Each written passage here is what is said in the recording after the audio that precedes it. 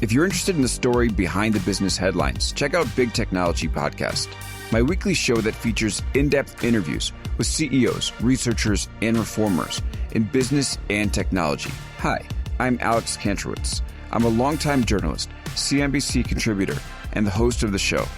I empty my Rolodex every Wednesday to bring you awesome episodes, so go check out Big Technology Podcast. It's available on all podcast apps. Would love to have you as a listener. From LinkedIn News, I'm Jessie Hempel, host of the Hello Monday podcast. Start your week with the Hello Monday podcast. We'll navigate career pivots. We'll learn where happiness fits in. Listen to Hello Monday with me, Jessie Hempel, on the LinkedIn Podcast Network or wherever you get your podcasts.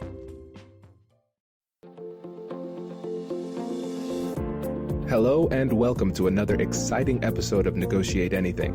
I'm Kwame Christian. I'm a business lawyer by trade, but my passion lies in teaching you the keys of persuasion and conflict resolution. My goal is to empower you to engage in these conversations confidently and effectively by not only sharing what works, but by also uncovering why these techniques work through revealing the psychological principles that lie behind persuasion. This podcast is brought to you by the American Negotiation Institute, where we conduct negotiation and conflict management workshops that make difficult conversations easier. You can either request a customized workshop for your company or attend one of our many upcoming public workshops. In May, we're going to have workshops in Columbus, Miami, and Los Angeles. Visit our website or check out the description of this episode to learn more. Our guest today is Austin Fabel. Austin is the founder of Podcast Work and the producer of The Science of Success.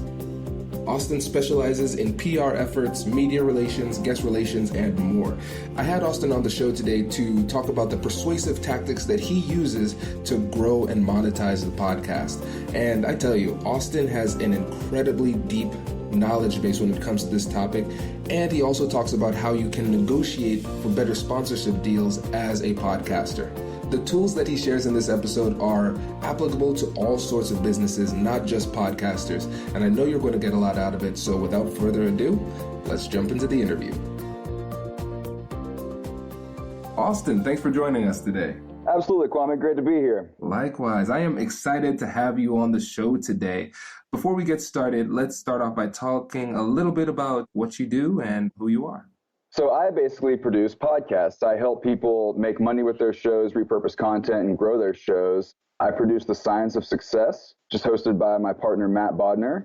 And I'm the host of the new Mindset Monday podcast as well. And so I do everything on the back end. I do all the PR efforts. I repurpose all the content. I'm in charge of booking guests, so getting in touch with them and convincing them to give us an hour of their time.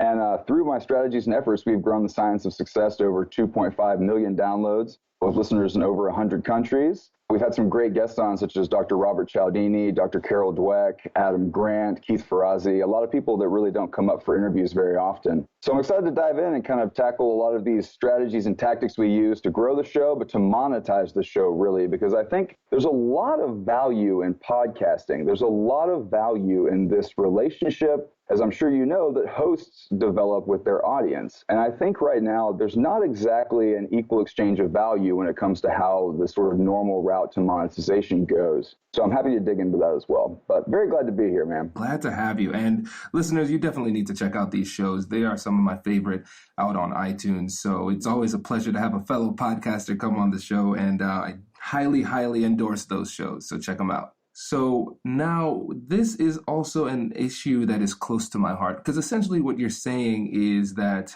in many regards, when it comes to the business side of podcasting, podcasters struggle because they aren't making good deals. Can you dig a little bit deeper into that and tell the audience what's going on?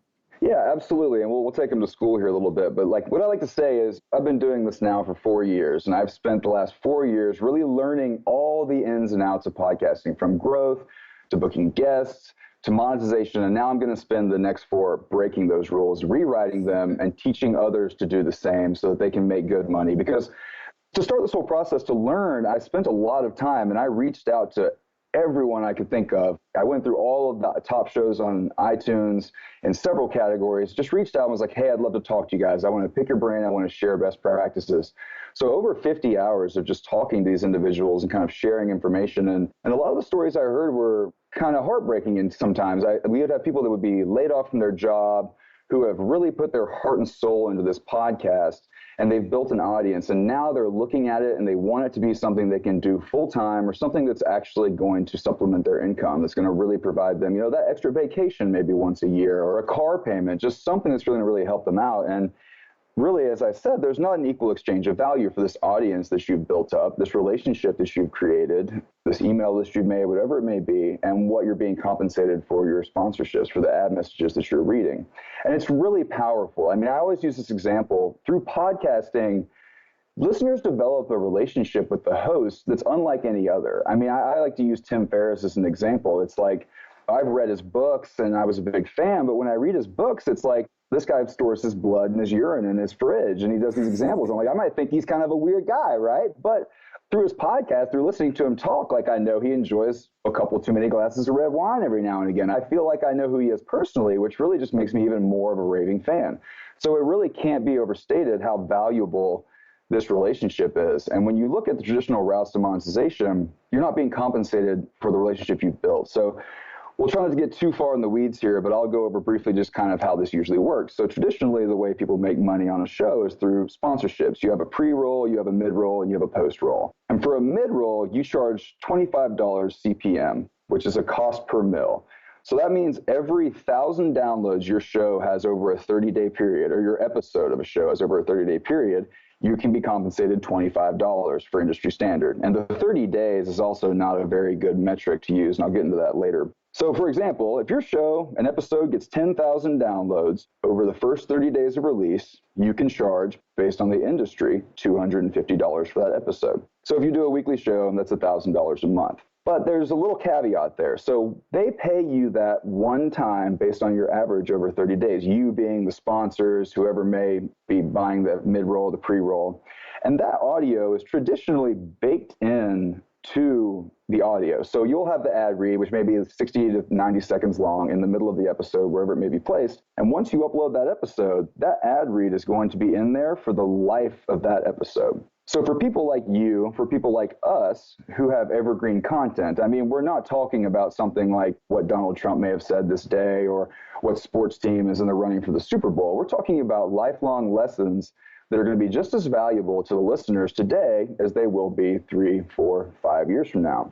So these episodes are being downloaded way longer than 30 days after they're released. So really that 30-day benchmark is just not a very good metric by which to gauge the value of your episode. Another thing is, essentially when you look at podcasting, what are you doing? You're streaming audio. It's basically like when you go back and find an old episode, it's like using on demand to find some great content in audio format. So imagine do you listen to Hulu or do you watch Hulu? Yeah, absolutely.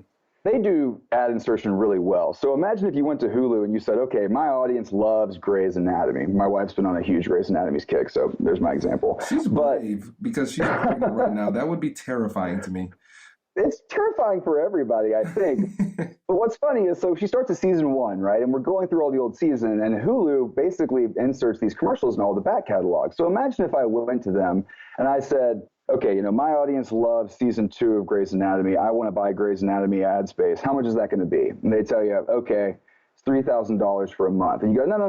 I don't want to buy a month. I want to buy this season of Grey's Anatomy forever.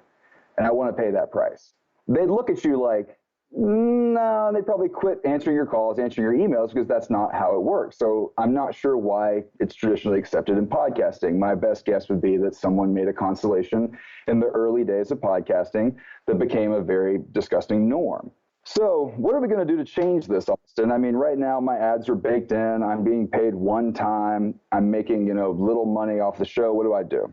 So I'm going to give you a little example about what we did. So looking at our show with real numbers, when we first started thinking about changing the way we were selling our ad space, we were having about 17,000 downloads in the first 30 days of an episode, which comes out to $425 per episode. So multiply that times 4, we're a weekly show. We were making about $1,700 a month. But we stopped and we did a little digging into our analytics. And because our content is evergreen, we were getting around 163,000 downloads a month across our back catalog. So we're literally leaving 85% of our downloads on the table. All of our new downloads over that month have already been bought and sold. There's nothing we can do to monetize those. So we started digging into what's called dynamic ad insertion. And this is what Hulu does as well. But what you're allowed to do is essentially go in and instead of baking an ad into an episode, you mark it at a timestamp.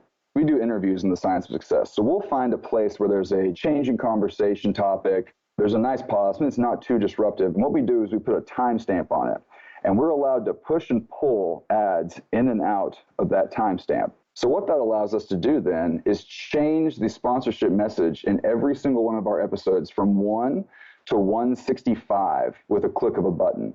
So for instance, right now, if you go download episode 1 of The Science of Success, you're going to hear a sponsorship message from our current sponsor, Brilliant. If you go in 2 weeks, it's going to be from the Life You Can Save charity organization. We're doing something nice for the holidays. But the point is, I can continue to change the ads in my catalog from the first episode to the one I'm releasing during the sponsorship. So what that allows you to do then is take a more traditional approach. Instead of selling this audio and the sponsorship message one time, you're able to then monetize your back catalog over and over and over again and sell ad space on a 30-day or a 60-day or a several-month basis as opposed to just a one-time payment. So let me tell you what this did for us. Going back and renegotiating kind of how this was done, we were able to take our show. So as I mentioned, at the time we had about 17,000 downloads in the first 30 days of an episode. We were using that number, 17 times 25, to come up to industry standard $25 CPM to get to $425. Now, when we approach our sponsors, we charge them on 180,000, which is our total downloads across our entire catalog in a month, times 25, which then means we're making around $4,500 per month off of the show by just changing the way we approach our ad negotiations, by the way we change the format, which when you multiply that out by 12 months is $54,000 a year. So then I go back to what I said initially. There are a lot of people who are really passionate about podcasting. They would really love this to be something that they can live off of if they get big enough, or that's going to allow them to take the wife on a vacation once a year. And now $54,000, that gets you there with just a few tweaks in how you approach your sponsors and how you format your show. Hey everyone, I just wanted to pop in and remind you that we have negotiation and conflict management workshops coming up in Columbus, Miami, and Los Angeles. And now, back to the show. Brace the rudders! Raise the sails! Raise the sails! Captain, an unidentified ship is approaching. Over. Roger. Wait, is that an enterprise sales solution? Reach sales professionals, not professional sailors. With LinkedIn ads, you can target the right people by industry, job title, and more. We'll even give you a $100 credit on your next campaign. Get started today at linkedin.com/marketer. Terms and conditions apply. This is brilliant because what this is just changing the structure of the negotiation to favor you. Because you didn't change anything substantively with your business or with the quality of the content. Everything stayed the same. What changed is your approach to the negotiation. And the advertisers there, what they're using, let's give them props because they're using a very, very powerful negotiation technique where they are using the leverage that they have. And so when it comes down to an analysis of power in a negotiation, there are three sources of power. You have positive, normative, and negative power. So positive power, that's when you can give something to somebody to make their life better in order to persuade them to give you what you want. With negative, you introduce something to their life that makes their life worse. and then they say, I've had enough. Okay, I don't want that to happen. I'll give you what you want. And then the other one is normative. And these are the social norms, the rules, or the standards that are utilized to legitimize the requests. And so what they've been using is normative leverage. Well, this is industry standard. That's what we've always done. And when you're able to bolster your argument with some kind of standards argument, it makes what you say a lot more credible because you're saying, and a lot more reasonable. Because you're saying, listen, I'm not saying this. The industry says this. And who are we mere mortals to go against what the industry says? And so when they phrase it that way, you say, oh, well, I guess that makes sense. And people just accept it. But what you did is you identified that source of leverage, and now you're trying to flip it. Yeah, it's almost kind of like good cop, bad cop. It's like, I'm the good guy. I want to give you more money, but the industry standard, man, I'm just saying. I mean, if I could change it for you, I would. But it's interesting, too, because I listen to your show a lot, and that's why I'm really happy to be on. negotiation, I've heard you say, it's not a zero-sum game. It doesn't have to be just winners and losers. So when we approached our sponsors and told them we were making the switch and this is what we were thinking, we positioned it in a way that's a win-win. Because think about it. If I buy an episode, yes, we're going to be getting these downloads throughout, the next couple of months, and it's going to live there forever. It's a clear win on their side. But as we've kind of laid out, it's not a win for the podcaster. But when we approached these sponsors, what we told them was, look, we might sell you one episode and you're going to get $17,000 in the first 30 days. But hey, let's think bigger here. Let's not just think one episode. We want you to be the presenting sponsor of the Science of Success for 30 days. And then they also get excited because that's them. They sponsor the whole show. I mean, imagine if you turned on the news and like all of Fox News, CNN, or FX was sponsored by one advertiser. Your message is surely going to get through, but you do have to change up the ad copy a little bit in the message because, you don't want to beat people over stick too much. But my point being is it becomes a win-win because now we're saying, look, sure, your message will be read for 30, 60 days, whatever the agreement or our terms are, but we're going to bring you not $17,000, we're going to bring you 180,000 downloads in less time than it would take for that 17 to reach other people. So when we approach them, it's sort of balancing the scales a little bit. When I first had to tell our sponsors we were changing this method, we offered to give them a little discount at first, but then after the first run, we were full price, baby, because it's a win-win. We are going to allow you to reach, almost 200,000 people in 30 days. And the beauty of it is we have no pushback at all. We're sold out of ad inventory until March. It's a method that, when positioned in the right way, it makes sense to people. When we explain how we feel as though we bring more value to the table than this one-time payment warrants, they're willing to listen. And for a lot of sponsors, it's actually preferable once they've gone through it once or twice. This is brilliant because what you've done is you've reframed the discussion. Because initially what they would say is when they hear the counter proposal, they would reflexively reject it because, again, like we said, absolutely, the norms are in their favor. And so what you did is instead of describing the situation in a way that is objectionable to them, you reframed it and created a new storyline for the discussion.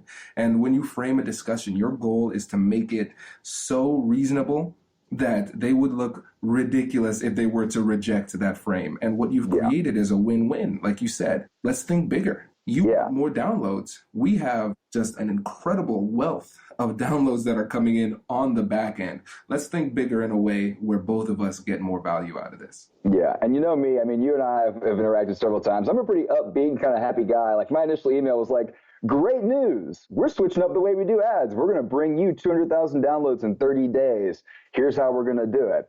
And then it's kind of, when they read through the proposal, they're like, okay, well, this obviously means that I'm not going to get that tail end sort of bump that I may get for, months afterwards. But that bump really it's not very significant, right? Like they may get 17,000 in the first 30 days, but then it trails off pretty significantly. When they're front facing, they're the presenting sponsor of the whole catalog for 30 days, that engine is running and it's running full steam. It's just only going to run for 30 days.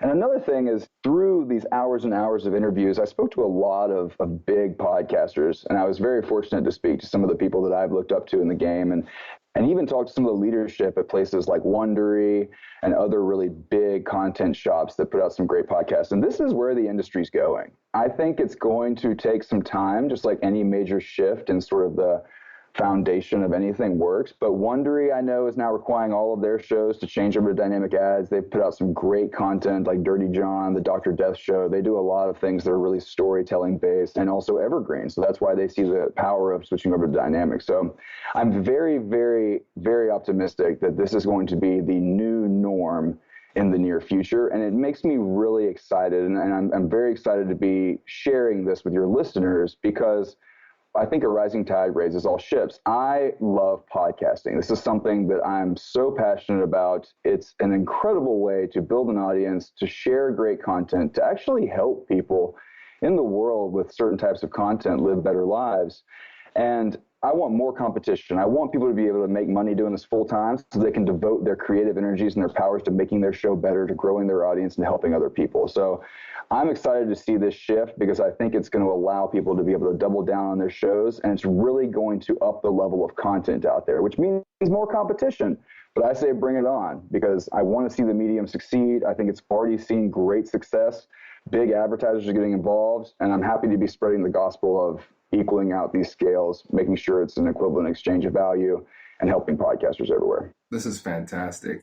And I love the fact that for you, there's a greater vision for this, because we've shifted from the micro to the macro, because you've seen the impact it had on your show in your specific negotiations. And now what you're doing is you're creating a scenario where it makes the negotiation easier for you in the future, but also makes the negotiation easier for all other podcasts, as this creates a new normal where the industry standard is in our favor as a podcasters. So as a fellow podcaster, I will say I appreciate you blazing the trail on this. This is great. No, I appreciate it. This is awesome. And one of the things that you've been able to do as a producer just incredibly well is get big name guests on the show, especially big name guests who are kind of like the white whales of the industry, who don't typically go on podcast tours, or they're not easy to get on the show, but you've managed to do it.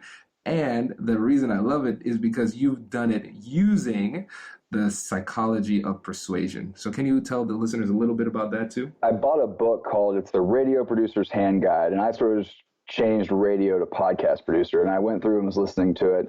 And it's funny because it's like really the only way that most people know to judge a quality producer is by the guests that come up on the show, because no one else sees anything that we do in the background, right? They just get to enjoy the final product. They don't see the struggle. But as far as getting guests to come on, we have been very fortunate. Like Carol Dweck is one that comes to mind. And there's a couple strategies I'll share with you on the psychology of persuasion. I don't want to give the farm away, because we will actually be sharing this complete strategy with everyone on our website at successpodcast.com in the near future. But I will give you a little taste, enough to kind of get you guys moving. So the first tactic I would share before we get into the weapons of influence is just keep after it. It's persistence, right? And you have to pay attention. I remember Carol Dweck. We typically will reach out to someone between 13 and 16 times to see if they'll come on the show, even if they don't respond, before we give up. And Carol Dweck, we really wanted her on the show. We were on like 16th touch, I think, with her. And I happened to stumble on Amazon and saw that they were releasing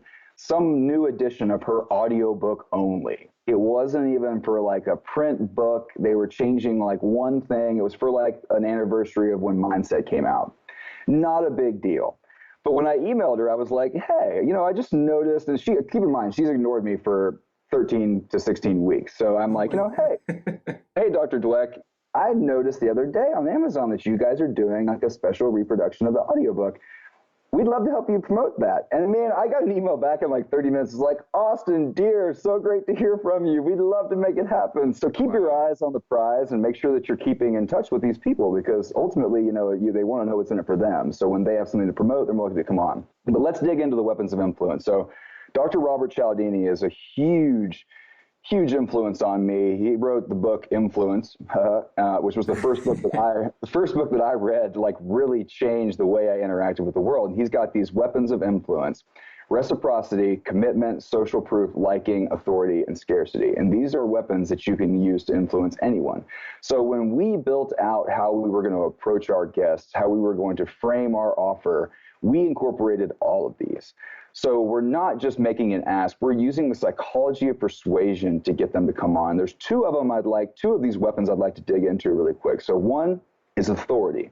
When you're reaching out to these guests who are extremely busy, you want to come from a place that makes you look like you are an authority figure, essentially. So like if you've been featured in New and Noteworthy, or if you're a What's Hot podcast on iTunes, let them know that. Tell them how many downloads you have. How many countries do you have people listening from? If you've been featured, if someone has written about you, an entrepreneur, life hacker, Inc., wherever it may be, make sure they know that and do everything you can to position yourself as an authority figure that's worth their attention and worth their time. The second one that is extremely powerful is social proof. What this means essentially is when our brains experience uncertainty, we tend to look to others to see what everyone's doing before we act, and we tend to act as they do. And Cialdini does a great job of listing out several examples of this in his book. But what we do, the way we kind of incorporate this is we'll list out old guests. So I'll take a look at who we're trying to reach out to. Say they're a negotiation master, or say they really deal with meditation and mindsets. I'll look through all of our old guests, and I'll find ones that maybe play in that same field, who may have a little bit to do with their work, where there's some overlap in what they research, what they study, what they write about, the companies they've built, whatever it may be, and I'll list them out. And so I'll say, we'd love to have you on the show. We've previously had Dan Ariely, Bo Lotto, Dan Pink, Adam Grant on the show, and it would be great to have you on too. Now, what this does is they look at these names, and if they recognize any of them, even in passing, like even if they saw that, Dr. Adam Grant has a best-selling book, it immediately kind of proves to them, they're looking at these other experts, these other people that they would love to be included in these circles with these individuals. They'd love to have their name kind of be synonymous with theirs. And they say, oh, okay, cool. Well, if Adam Grant did it, of course I'm going to do it.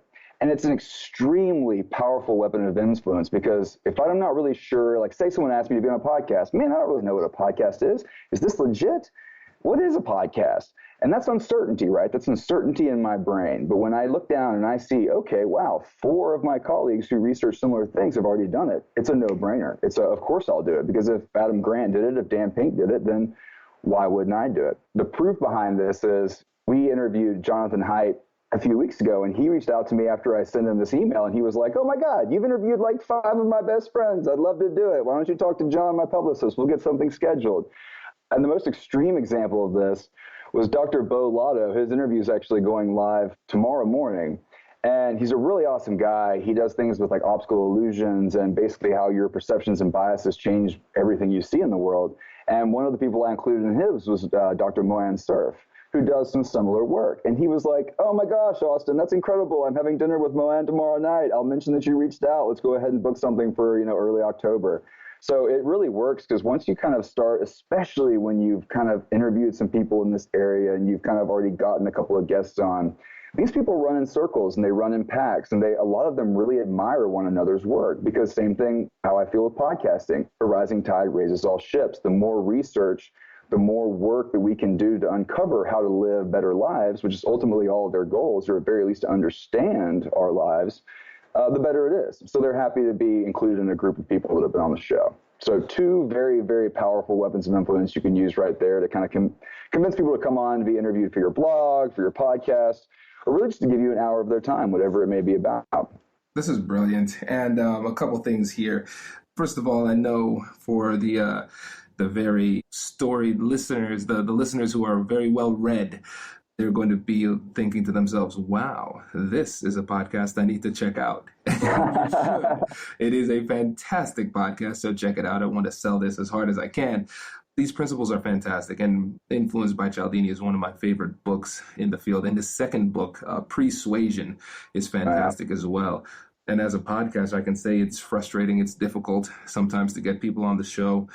But these tools that you've provided are fantastic. And for the podcasters who are in the audience listening to this, you definitely need to check it out once that product goes live. So before you go, Austin, can you again let them know how they can get in touch with you and keep up with the work that you're doing? Absolutely. So you can check out the Mindset Monday podcast at successpodcast.com/Mindset Monday. Just go to successpodcast.com, and that's the science of success.